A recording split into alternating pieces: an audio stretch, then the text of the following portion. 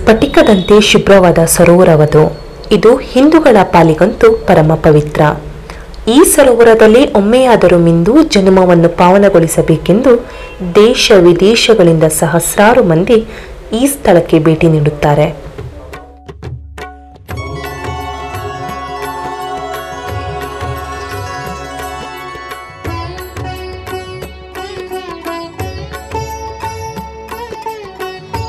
ಭಾರತ ನೇಪಾಳ ಗಡಿಯಲ್ಲಿರುವ ಈ ಪ್ರದೇಶವೇ ಮಾನಸ ಸರೋವರ.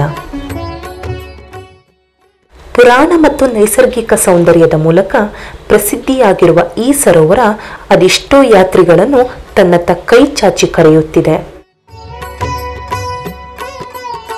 ಇದಕ್ಕೆ ಹೊಂದಿಕೊಂಡಂತೆ ಕೈಲಾಸ ಪರ್ವತವೂ ಇದೆ. ಇದು ಪ್ರಪಂಚದಲ್ಲೇ ಅತ್ಯಂತ ಎತ್ತರವಾದ ಶಿಖರಗಳಲ್ಲಿ ಒಂದು. ಸೃಷ್ಟಿಕರ್ತ ಶಿವನು ಕೈಲಾಸದಲ್ಲಿ ಪಾರ್ವತಿ ಸಮೇತನಾಗಿ ವಾಸವಾಗಿದ್ದಾನೆ ಎಂಬುದು ಆಸ್ತಿಕರ ನಂಬಿಕೆ.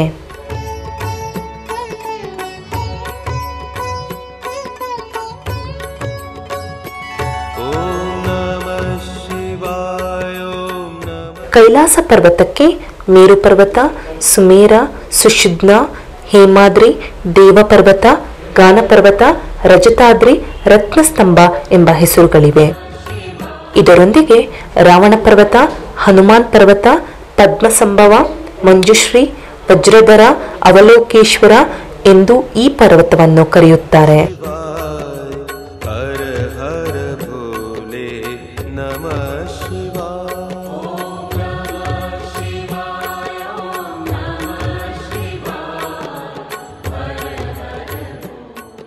ಮಾನಸ ಸರೋವರ ಮತ್ತು ಕೈಲಾಸ ಪರ್ವತ ಕೇವಲ ಹಿಂದೂ ಧರ್ಮೀಯರಿಗೆ ಮಾತ್ರ ಸೀಮಿತವಾಗಿಲ್ಲ. ಜೈನ ಮತ್ತು ಬೌದ್ಧ ಧರ್ಮೀಯರಿಗೂ ಇದು ಪವಿತ್ರ ಸ್ಥಳ.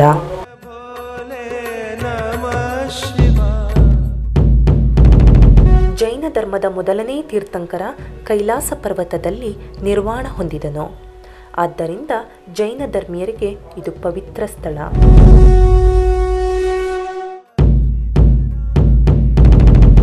ಬೌದ್ಧ ಧರ್ಮೀಯರ ಪ್ರಕಾರ ಇಲ್ಲಿ ಉಗ್ರ ಸ್ವರೂಪಿಯಾದ ಬುದ್ಧ ವಾಸವಾಗಿದ್ದಾನೆ ಎಂಬ ನಂಬಿಕೆ ಇದೆ. ಮಾನಸ ಸರೋವರದ ಮಧ್ಯದಲ್ಲಿ ಒಂದು ದಿವ್ಯ ಔಷಧಿಯ ಮರವಿದೆ. ಆ ಮರದ ಹಣ್ಣುಗಳನ್ನು ದೈಹಿಕ ಮತ್ತು ಮಾನಸಿಕ ಚಿಕಿತ್ಸೆಗೆ ಬಳಸಬಹುದಾಗಿದೆ ಎಂಬುದು ಬೌದ್ಧ ಧರ್ಮೀಯರ ನಂಬಿಕೆ.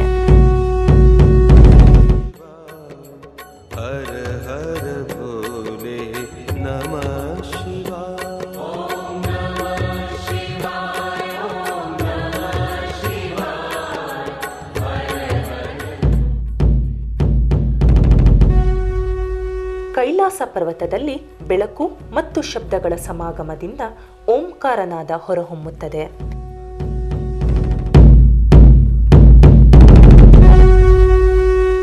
ಓಂ ಹಿಂದೂಗಳ ಪಾಲಿಗೆ ಪವಿತ್ರ ಶಬ್ದ.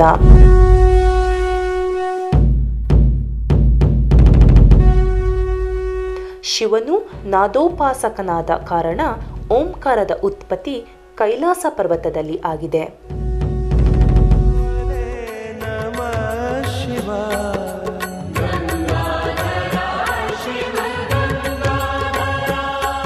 ಗುರ್ಲಾ ಮಾಂದಾತ್ ಮತ್ತು ಕೈಲಾಸ ಪರ್ವತದ ಮಧ್ಯೆ ಮಾನಸ ಸರೋವರವನ್ನು ಕಾಣಬಹುದು. ಇದು ಭಾರತೀಯರ ಆಧ್ಯಾತ್ಮಿಕತೆಯನ್ನು ಪ್ರತಿನಿಧಿಸುತ್ತದೆ ಎಂಬ ನಂಬಿಕೆ ಇದೆ. ಇದರೊಂದಿಗೆ ಕೈಲಾಸ ಪರ್ವತದಲ್ಲಿ ಒಂದು ಕಲ್ಪವೃಕ್ಷವಿದೆ ಮತ್ತು ಇದು ಸ್ವರ್ಗ ಲೋಕದ ಶ್ರೀಮಂತ ದೇವತೆಯಾದ ಕುಬೇರನ ನಗರವೂ ಹೌದು ಎಂಬುದು ಕೆಲವರ ನಂಬಿಕೆ.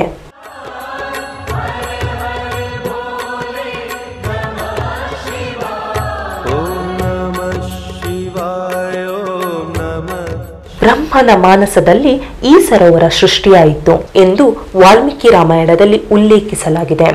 ಸುಮಾರು 88 ಕಿಲೋಮೀಟರ್ ಸುತ್ತಳತೆ, 90 ಮೀಟರ್ ಆಳವಿರುವ ಈ ಸರೋವರ ಬ್ರಹ್ಮಪುತ್ರ, ಸಿಂಧು, ಗಂಗಾ ಮತ್ತು ಸಟ್ಲೇಜ್ ನದಿಗಳ ಉಗಮ ಸ್ಥಾನವೂ ಹೌದು.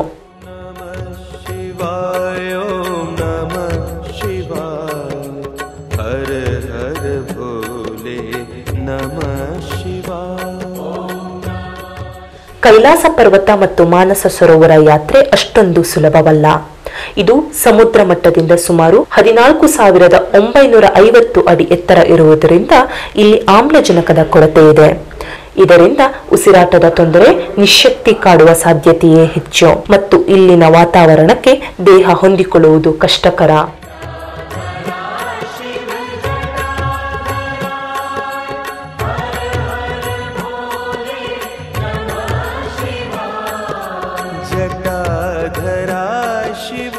ಪ್ರಸ್ತುತ ಚೀನಾದ ವಶದಲ್ಲಿರುವ ಈ ಪ್ರದೇಶಕ್ಕೆ ನಾವಿಚ್ಛಿಸಿದಂತೆ ಯಾತ್ರೆ ಕೈಗೊಳ್ಳಲು ಸಾಧ್ಯವಿಲ್ಲ. ಭಾರತೀಯ ವಿದೇಶಾಂಗ ಸಚಿವಾಲಯ ಮತ್ತು ಇಂಡೋ ಟಿಬೇಟಿಯನ್ ಬಾರ್ಡರ್ ಪೊಲೀಸ್ ಈ ಯಾತ್ರೆಯನ್ನು ನೆರವೇರಿಸುತ್ತಾರೆ. ಯಾತ್ರೆ ಕೈಗೊಳ್ಳುವವರು ಇಂಡೋ ಟಿಬೇಟಿಯನ್ ಬಾರ್ಡರ್ ಪೊಲೀಸರಿಂದ ಪರೀಕ್ಷೆ ಎದುರಿಸಬೇಕಾಗುತ್ತದೆ. ಯಾತ್ರಿಕರ ದೈಹಿಕ, ಮಾನಸಿಕ ದೃಢತೆ ಮತ್ತು ಸಾಮರ್ಥ್ಯವನ್ನು ಪರಿಶೀಲಿಸಿ ಅವರೇ ಸಮಯವನ್ನು ನಿಗದಿಪಡಿಸುತ್ತಾರೆ. ಮಂಜಿನಿಂದ ಆವೃತವಾದ ಈ ಪ್ರದೇಶ ಜೂನ್ ತಿಂಗಳ ಪ್ರಯಾಣಕ್ಕೆ ಅನುಕೂಲವಾಗಿರುವುದರಿಂದ ಈ ಸಮಯದಲ್ಲೇ ಯಾತ್ರೆಯನ್ನು ಕೈಗೊಳ್ಳಲಾಗುತ್ತದೆ.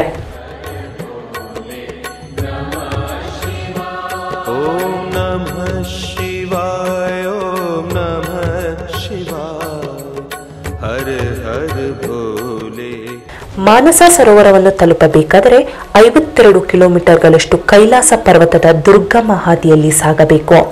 ಬಳಿಕ ಭೂಲೋಕದ ಸ್ವರ್ಗ ಎಂಬಂತೆ ಮಾನಸ ಸರೋವರ ಯಾತ್ರಿಕರನ್ನು ಸ್ವಾಗತಗೈಯುತ್ತದೆ.